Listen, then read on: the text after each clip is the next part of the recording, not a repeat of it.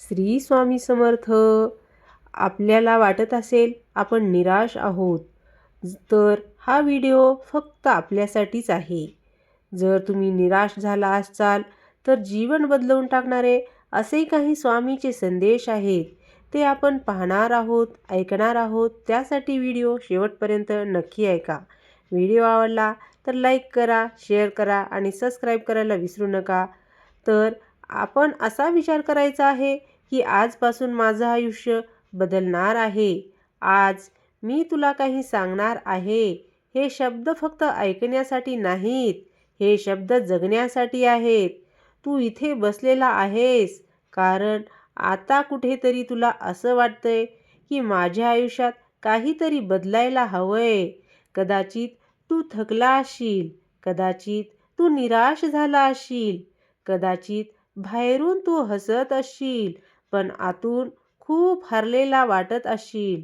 आणि जर असं असेल तर ऐक, खूप लक्ष देऊन ऐक. कारण आयुष्य बदलायला मोठा चमत्कार लागत नाही. आयुष्य बदलायला फक्त एक निर्णय लागतो. आणि तो निर्णय चुकीचा आहे की बरोबर आहे, हा व्हिडिओ ऐकल्यानंतर तुम्हाला नक्कीच समजेल. तर त्यासाठी व्हिडिओ शेवटपर्यंत नक्की ऐका.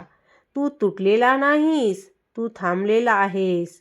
आपल्याला लहानपणापासूनच असं सांगितलं जातं की तू असा नाहीस, तू तसा नाहीस, तुझ्यात काही कमी आहे, तू इतरांसारखा का नाहीस. आणि हळूहळू आपण ते मान्य करायला सुरुवात करतो. आणि मग आपण स्वतःलाच दोष द्यायला सुरुवात करतो. पण ऐक, तू तुटलेला नसशील, तू चुकीचा नसशील, तू अपयशीसुद्धा नसशील. तू फक्त थांबलेला आहेस. रेल्वे स्टेशनवर उभी असलेली ट्रेन खराब नसते, ती फक्त थांबलेली असते. आणि ट्रेनला चालू व्हायला एकच गोष्ट लागत असते, ते म्हणजे इंजिन सुरू होणं. आज हे शब्द म्हणजे तुझ्यासाठी इंजिनच आहेत. आयुष्य कठीण आहे, पण तू कमजोर व्हायचं नाही. हो, आयुष्य कठीण आहेच. कोणी खोटं बोलतच नाही. जबाबदाऱ्या आहेतच, अपेक्षा आहेतच, तुलनासुद्धा आहे, अपयशसुद्धा आहे. पण एक गोष्ट लक्षात ठेवायची आहे, आयुष्य कठीण आहे कारण तू मजबूत आहेस. कमजोर लोकांना कठीण लढाया दिल्या जातच नाहीत, कारण हिरा बनायला दगडावर प्रचंड दाब पडावा लागतो. तुला ते सहन करावं लागलं. तुला जे सहन करावं लागलं ते तुझं शाप नाही, ते तुझं प्रशिक्षण आहे. स्वतःशी खोटं बोलणं बंद करायचं. सर्वात धोकादायक खोटं कोणतं आहे माहिती आहे का? मी ठीक आहे असं बोलणं म्हणजे सर्वात धोकादायक खोटं बोलणं. जेव्हा तू ठीक नसतोस पण स्वतःलाच सांगतोस, चालेल, सगळं सहन करतात. नाही, सहन करणं म्हणजे जगणं नाही. तू रडायला परवानगी द्यायला हवी, तू थांबायला परवानगी द्यायला हवी, तू मदत मागायला सुद्धा परवानगी द्यायला हवी. कारण स्वतःशी प्रामाणिक असणं हेच पहिलं बळ असतं. भूतकाळाला तुझं भविष्य ठरवू देऊ नकोस. हो, तुझ्या आयुष्यात वाईट गोष्टी घडल्या आहेत. कदाचित विश्वासघातसुद्धा घडला असेल, कदाचित अपयशसुद्धा आलं असेल, कदाचित नुकसानसुद्धा झालं असेल. पण नीट ऐक, भूतकाळ म्हणजे शिक्षक आहे, तो मालक नाही.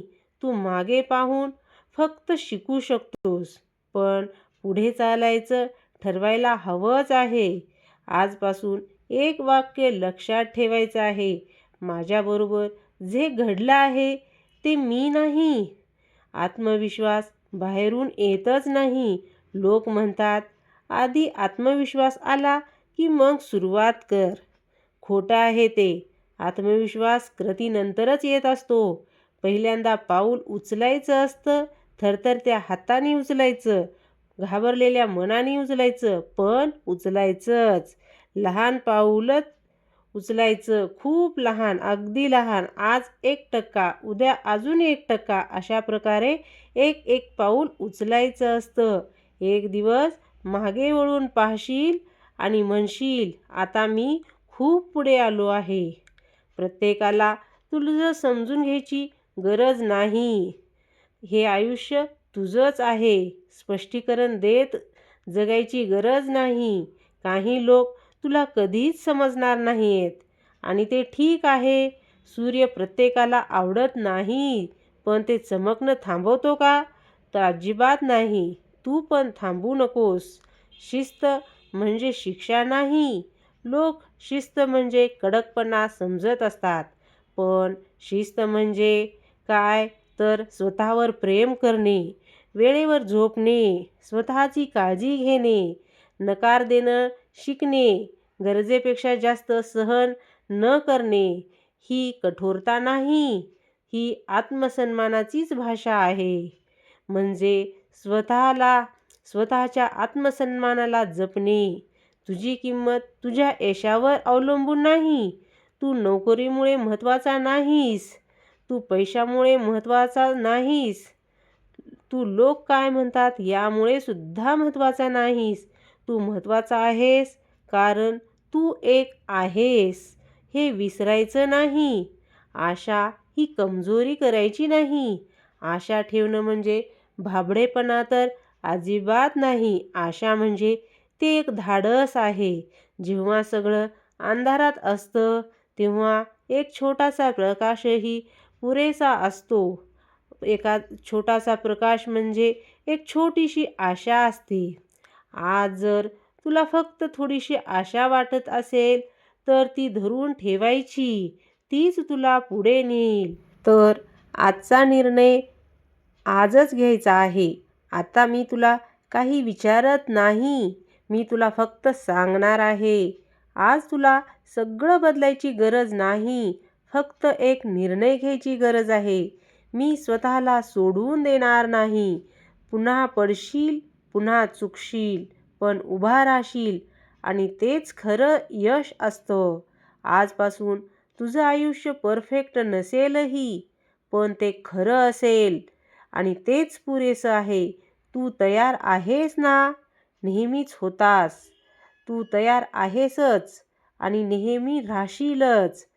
व्हिडिओ शेवटपर्यंत बघितलात त्याच्यासाठी धन्यवाद. तुम्हाला व्हिडिओ कसा वाटला?